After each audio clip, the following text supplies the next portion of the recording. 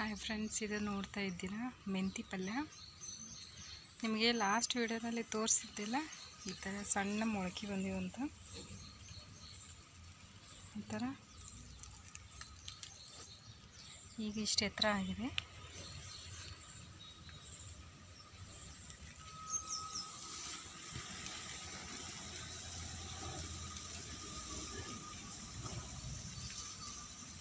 ಈಗ ನೋಡ್ಬೋದು ಇಷ್ಟು ಎತ್ತರ ಆಗಿದೆ. ಈಗ ಟೂಟು ಎಲಿ ಬಿಡ್ತಾ ಇದೆ.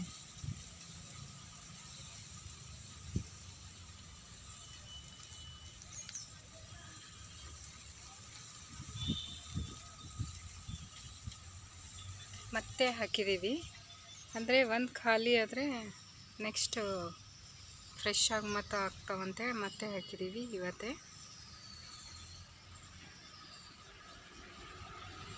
ಮೆಂತಿ ಪಲ್ಯನ ಒಣಗಿಸಿ ನೆರಳಲ್ಲಿ ಒಣಗಿಸ್ಬೇಕು. ಒಣಗಿಸಿ ಬೇಳೆಯಲ್ಲಿ ಅವಾಗವಾಗ ಹಾಕಿದರೆ ಭಾಳ ಟೇಸ್ಟ್ ಕೂಡ ಬರುತ್ತೆ, ಸ್ಮೆಲ್ ಕೂಡ ಅಷ್ಟೇ ಚೆನ್ನಾಗಿ ಬರುತ್ತೆ. ಕಸೂರಿ ಮೆಂತೆ ಮಾಡ್ತಾರಲ್ಲ ಅದೇ.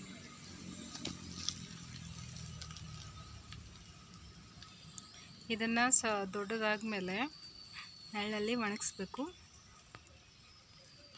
ಒಣಗಿಸಿ ಫ್ರಿಜ್ನಲ್ಲಿ ತೆಗೆದಿಡಬೇಕು. ಇಲ್ಲಾಂದರೆ ಹಾಗೆ ಪ್ಲಾಸ್ಟಿಕ್ನಲ್ಲೇ ತೆಗೆದಿಟ್ಟರು ಕೂಡ ಏನೂ ಆಗೋದಿಲ್ಲ. ಏನು ಕಾಯಿಪಲ್ಯ ಇರಲ್ಲ ಆವತ್ತಿನ ದಿನ ಮೆಂತಿ ಪಲ್ಯನ ಹಾಕಿ ಇದೇ ಒಣಗಿಸಿದ ಮೆಂತಿ ಪಲ್ಯನ ಹಾಕಿ ಮಾಡಿದ್ರೆ ಟೇಸ್ಟ್ ಆಗುತ್ತೆ. ಬೇಳೆ, ಹೆಸರು ಕಾಳು ಈ ಥರ ಪಲಾವ್ ರೈಸಿಗೆ ಕೂಡ ಚೆನ್ನಾಗಿ ಆಗುತ್ತೆ. ಸ್ಮೆಲ್ ಭಾಳ ಚೆನ್ನಾಗಿ ಬರುತ್ತೆ ಕಸೂರಿ ಮೆಂತೆ ಹಣ್ಣು ಹಾಕಿ ಮೆಂತಿ ಪಲ್ಯ ಹಾಕಿ ಮಾಡಿದ್ರೆ. ಅಷ್ಟು ಎತ್ತರ ಆಗಿದೆ ನೋಡ್ಬೋದು. ಮತ್ತು ಮೆಂತೆನ ಹಾಕಿದ್ದೀವಿ.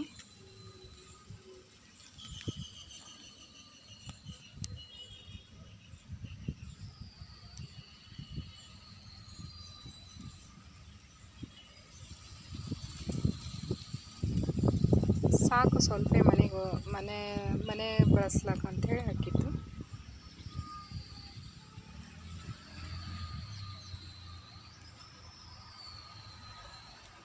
ಇದೇ ಥರ ಪುಂಡಿ ಪಲ್ಯನೂ ಹಾಕಿದ್ದೀವಲ್ಲ, ಹಾಗೆ ಇದೂ ಕೂಡ ಹಾಕಿದ್ದೀವಿ. ಕೊತ್ತಂಬರಿ ಕೂಡ ಹಿಂಗೆ ಹಾಕಿದ್ದೀವಿ.